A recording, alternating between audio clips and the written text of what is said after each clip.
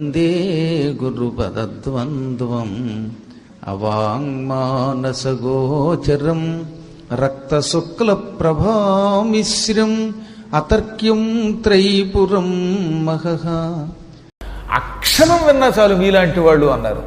ఇన్నేసి శ్లోకాలు వినలేకపోయినా కొంత విన్నా చాలట. సూత మహర్షి ప్రారంభంలో ఏమన్నాడో తెలిసిన, నాయనలారా, ఏకైకమక్షరం ప్రోక్తం మహాపాతకనాశనం. దేవీ భాగవతం ప్రతి అక్షరం ఒక మంత్రం, అందుకే వీటిని శ్లోకాలు అనరు, మంత్రములు అంటారు. ఇందులో ప్రతి అక్షరము కూడా మహాపాపములను తొలగిస్తుంది. ఈ శ్లోకములలో ఉన్నటువంటి శక్తి వల్ల మీ పాపములు తొలగకపోతే ప్రపంచం తల్లకిందులైనా మిమ్మల్ని బాగు చేయలేదు అన్నాడు ఆయన. అంటే ఈ శ్లోకములు ఎంత మంత్రములో ఆలోచించండి. ఒకప్పుడు అడిగారు నైమిషారణ్యంలో 88,000 మంది ఋషులు సూత మహర్షిని, సూత, దేవీ భాగవతం అనే పురాణము సంపూర్ణముగా నీ ముఖం ద్వారా వినాలనుకుంటున్నావు. దానికి కొన్ని కారణాలు ఉన్నాయి. నీకు వయస్సు ఉన్నది, ఆరోగ్యము ఉన్నది. ఆరోగ్యం అంటే మానసిక ఆరోగ్యం. అన్నిటికీ మించి గురుభక్తి ఉన్నది. పురాణములన్నీ శ్రద్ధతో వేదవ్యాస మహర్షి ద్వారా విన్నావు. వినవలసినవి విన్నావు, వినకూడనివి పక్కకి తోసేశావు. చెప్పవలసినవే చెబుతావు. నీ నోటి నుంచి అపశబ్దం రాదు. అందువల్లే మేము నిన్ను భక్తితో ప్రార్థిస్తున్నాం. దేవీ భాగవతం అనే కథ చెప్పండి అంటే అప్పుడు ఆయన ఒకప్పుడు ఆషాఢంలో మొదలుపెట్టి మాఘంలో పూర్తి చేసేట. అంతకాలం పాటు దేవీ భాగవతం చెప్పాట. ఆయన చెప్పాడు, ఆయన సుధాం పిబన్ ఏకయేవ నరస్యాద్ అజరామరః. అమృతం తాగినవాడు ఒక్కడే అజరామరుడవుతాడు.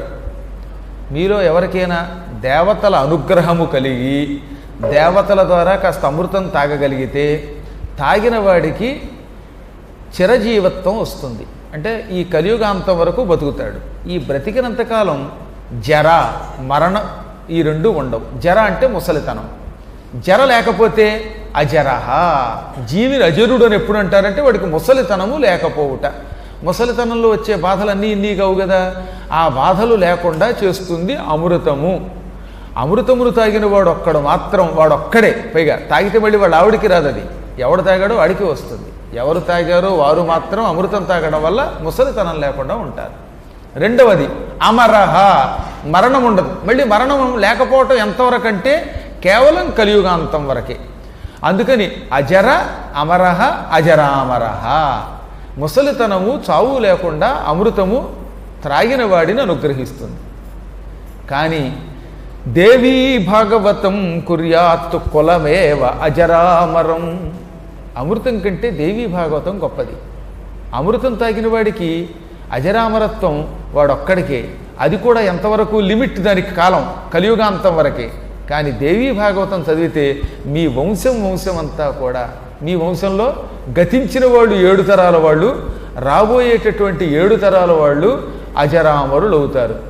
ఇదేమిటండి, దేవీ భాగవతం ఉన్నవాళ్ళు కూడా శరీరం విడిచిపెడుతున్నారు కదా, అజరామరులు అవుతారంటారేమిటి మీరు అని అడుగుతారేమో. దానికి కూడా కారణం చెప్పాడు ఆయన. అజరామరత్వం అంటే భూమి మీద పుట్టకుండా ఉండాలి. భూమి మీద పుట్టినంతకాలం నువ్వు ఎన్ని అమృతాలు తగినా దానికి పరిమితం ఉంటుంది. మళ్ళీ కొంతకాలం పోయాక పుడతావు. ఎందుకంటే స్వర్గం కూడా పరిమిత కాలమే. క్షీణే పుణ్యే మర్త్యలోకం విశంతి. పుణ్యం క్షీణించాక తిరిగి మళ్ళీ భూలోకానికి వచ్చేస్తాం మనం. అదే అమ్మవారి చరిత్ర వింటే ఇక మళ్ళీ అమ్మ దగ్గర ఉంటాం కనుక ఎప్పటికీ భూమికి రాము. హాయిగా మణిద్వీపంలో జగన్మాతృ సన్నిధానంలో సుఖంగా ఉంటాం. అంత అజరామరత్వాన్ని ఈ విన్న వ్యక్తికి పూర్వం 7 తరాలు, రాబోయే 7 తరాలు అంటే వీడితో కలిపి 15 తరాలు తరిస్తారు. అలా తరింపచేసే ఏకైక చరిత్ర శ్రీమద్భాగవతం, దేవీ భాగవతం.